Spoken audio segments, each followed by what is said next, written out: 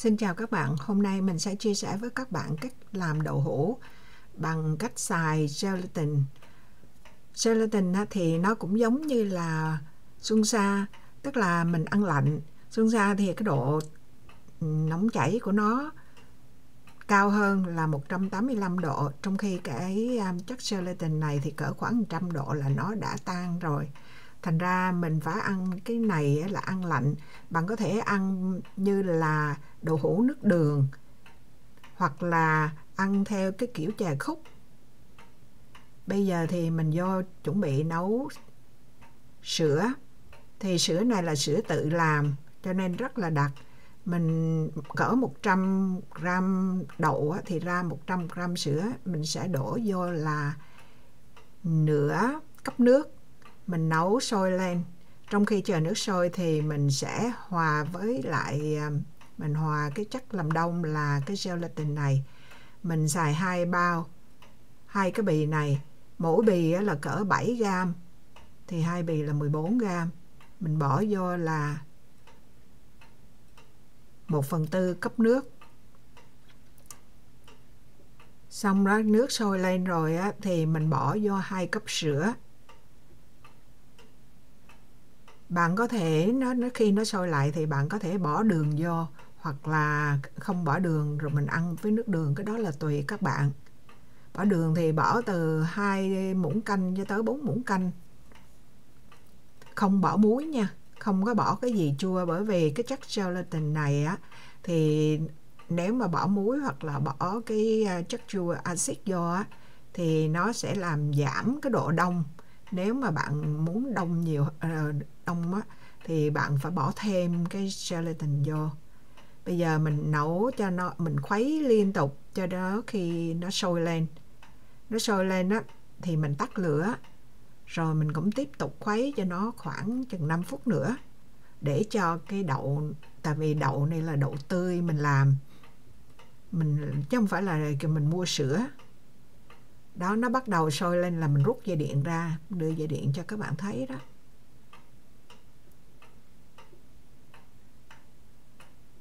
Bây giờ mình chiếu lại cái chỗ mình đổ vô là thêm một bịch nữa, là 2 bịch đó.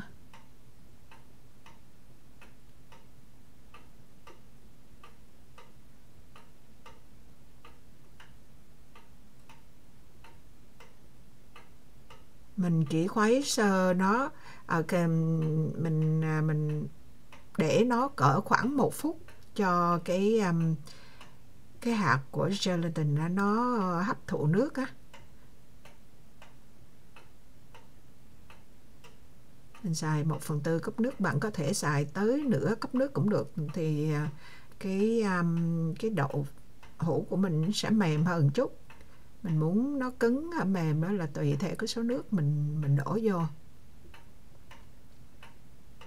Đó, xong rồi cái mình đổ nước sữa hồi nãy nó sôi rồi mình tắt lửa đó. Bây giờ mình bỏ vô mình khuấy cái này tại vì cái độ đông, cái độ tan của cái gelatin này nó rất là thấp, nó cỡ 90 tới 100 độ F là nó tan rồi.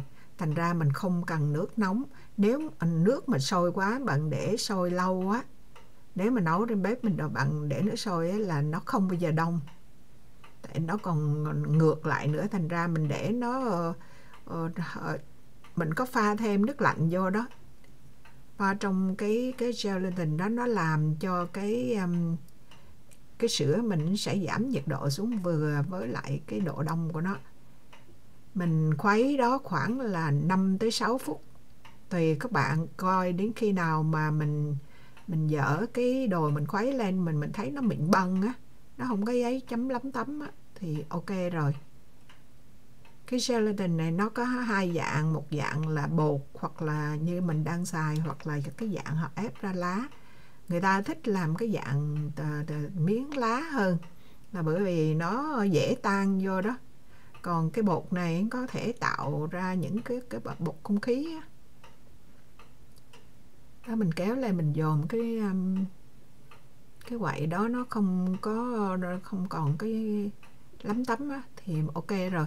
Cũng không cần cái vớt bọt, mình chưa bao giờ mình vớt bọt mấy cái này. Có nếu mà mình khi nó đông rồi còn bọt thì mình vớt, nếu mà không muốn ăn cái đó thì mình vớt bỏ. Xong mình đậy lại, mình bỏ vô cho nó nguội hoàn toàn thì mình đem bỏ vô tủ lạnh. Mình bỏ, bạn biết cả là mình để cỡ 2 tiếng bên ngoài, nó không có chưa đông, mình phải bỏ vô tủ lạnh nó mới đông. Bạn thấy mình giới thiệu cái giá đó, cái giá đó mình mài ra cái maple syrup này, với lại hoặc là ăn nước đường, hoặc là mình ăn thêm với lại mua một cái hộp mà trái cây đủ loại để mà trang trí.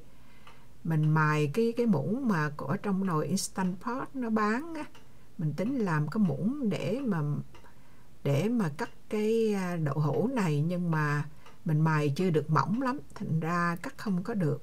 Với lại phần nữa là cái đồ đựng này nó sâu quá đó, mình làm nó chưa được đẹp, thôi dẹp nó đi để mình thay cái đồ khác.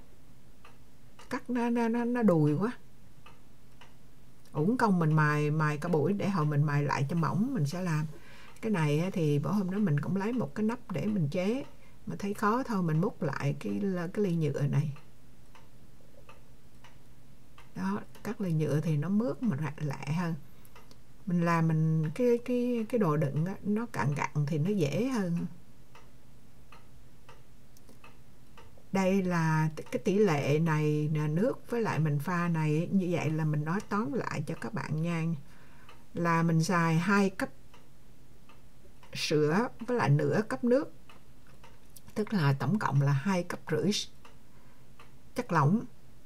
Rồi mình pha với lại 1/4 cốc nước để mà cho nó ngấm cái bột gelatin đó trước khi mà mình bỏ vô chung, mình khuấy với sữa nóng á. Bây giờ cái này mình làm gần giống như là chè khúc, mình cắt vung rồi mình ăn với cái trái cây. Trái cây thì các bạn có thể ăn với cái trái cây tươi, hoặc là mua cái hộp cho nó đơn giản cho nó lẹ. Cái hộp đó thì có ở đồng mấy à. Mình chủ yếu mình lấy màu mè của nó, chứ mình cũng không thích ăn đồ hộp mà này. Mình chỉ vớt cái đó, nếu mình đừng có mấy cái viền mình cắt đồ hũ cũng được. Mình chỉ vớt cái ấy, mình đổ cái nước đi nghe, đừng ăn nước đó. Tại vì cái nước đó nó không có ngon. Mình bỏ màu mè vô. Các bạn có thể làm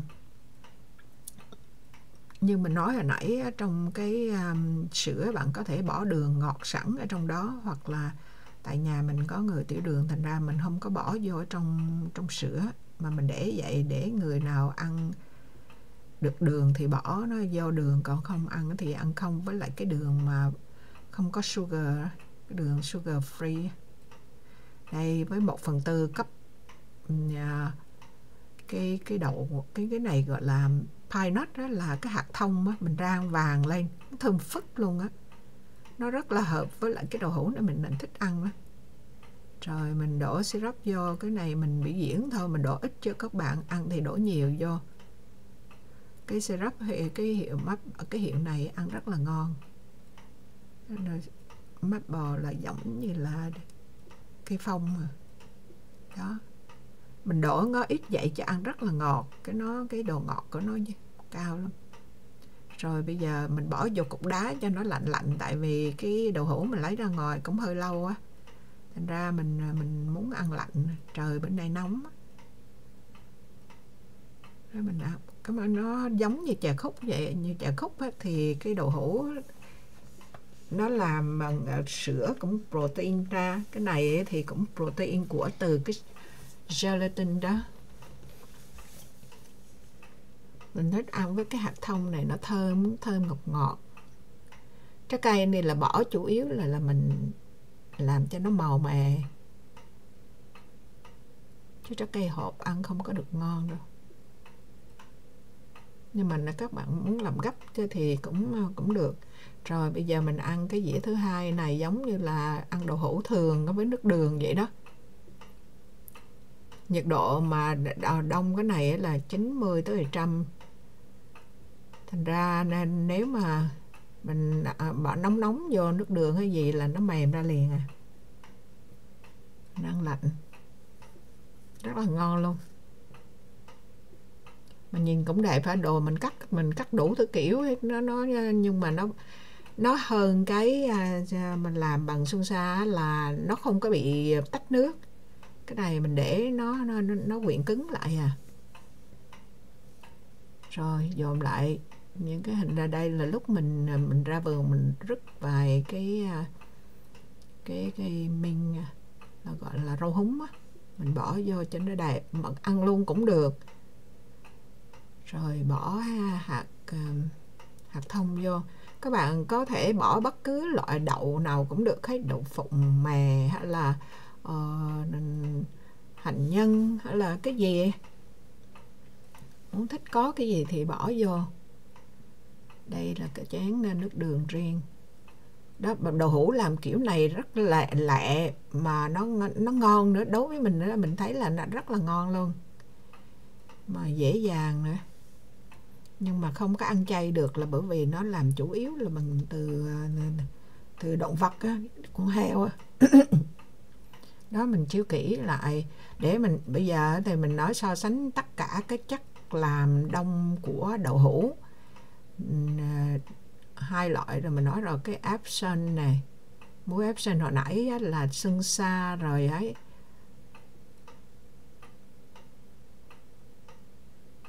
Xuân sa rồi cái gì quên rồi, gelatin.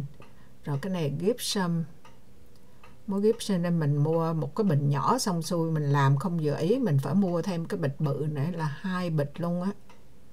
Mỗi cái này là 6-7 đồng. Lúc đầu mình mua cái bình nhỏ về mình làm mình thấy không có vừa ý. Hoặc là giấm hoặc là chanh, bạn có làm đủ thứ. Muối giúp cho đậu hũ nó đông nếu làm với chanh. Nhưng mà trong muối nếu mà bạn bỏ vô ở trong cái chất gelatin đó, thì nó lại làm nó làm loãng cái gelatin ra. Cái gypsum này thì cái công thức họ để ở trên bình nó trật lắc à. Mình làm theo nó là không bao giờ đông hết trơn á. Đó là mình tạo cái chất còn cái chất mà đường nho nữa ở trong đó. Thôi mình chia sẻ với các bạn cái cách làm đậu hũ bằng cái gelatin hôm nay đến đây là xong. Cảm ơn các bạn đã theo dõi. Hẹn gặp lại các bạn trong những video kế tiếp. Bye bye.